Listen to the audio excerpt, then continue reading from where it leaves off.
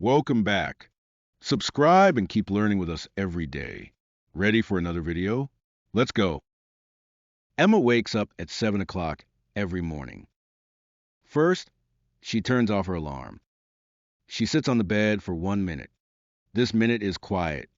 Emma enjoys the stillness. Then, she goes to the bathroom.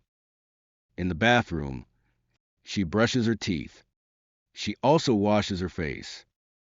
After this, she feels fresh. Feeling fresh makes her happy.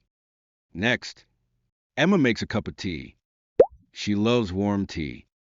Along with tea, she eats breakfast. Her breakfast is usually bread, butter, and a boiled egg. She likes her breakfast very much.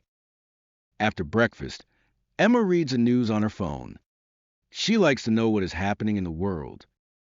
After reading, she gets dressed for work. She leaves the house at 8:30 in the morning. Emma takes the bus to work. The bus ride is short. At work, she answers emails. She joins meetings and helps customers. Emma likes her job because her team is friendly. Everyone works well together.